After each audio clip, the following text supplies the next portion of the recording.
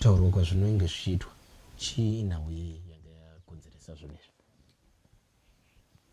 mazivo enyu nekuzogona nekutaura panhau ndinganyepe tsamba yaakanyora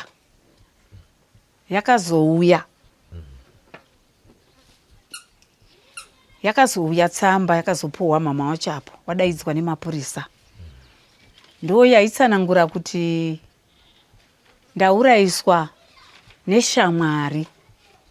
Shamwari yakataurira mukadzi kuti murume wako ari kuura. Saka mukadzi wangu akarwadziwa nekuti akaudzwa aenda kundochajisa foni. Paakazondotora foni ndo paakaudzwa nyaya iyoyo. Saka mukadzi wangu akarwadziwa. Saka ndazoona akazvisunga. Asi ishamwari. Baba vangu ndaenda mosara zvakanaka. Mukadzi wangu azviuraya. Saka ndakuzviurayawo. Ini ndashaya kuziva kuti ndoita sei hama dzangu. Hanzi ndiri kuhura saka azviuraya.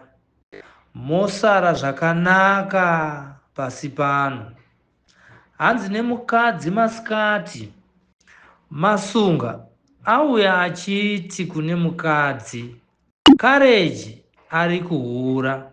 Ndipo patangira nyaya dzacho. Saka ini ndave kuzviuraya pano.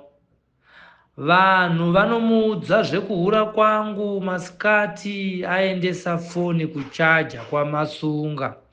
Ndipo patangira nyaya dzacho ikoko. Saka Masunga wakaita basa hako kuti uraisa. Ndave kutevera mukadzi wangu. Bye Masunga sahwira mukuru. Ndichafamba bho. Newana wamaizanda tudiki nditwo twaipa mashoko kumukadzi wangu. Bye bye mosara zvakanaka. Chiitikwa ichochi chiri kutirwadza zvikuru hatimbozivi kuti izvo zvakafamba sei. Hatimbozivi. vanga vachiri vechidiki kava wachiri wechidiki ende wane wabereki wavo wari mumusha munhu macho wakatadza nekuenda kuwabereki wavo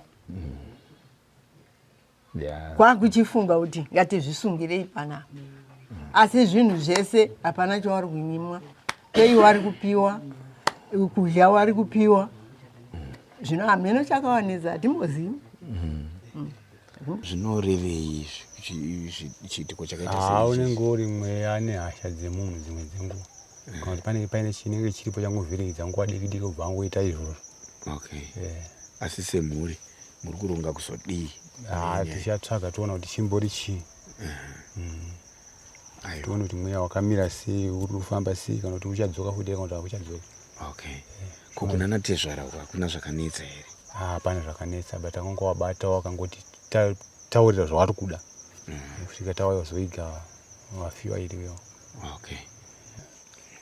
Nyaya yakabvira kundishamisa nekuti munzvimbo medu munomu hatisati tambozviona kuti mukadzi nemurume vanofa wese nguva imwe chete.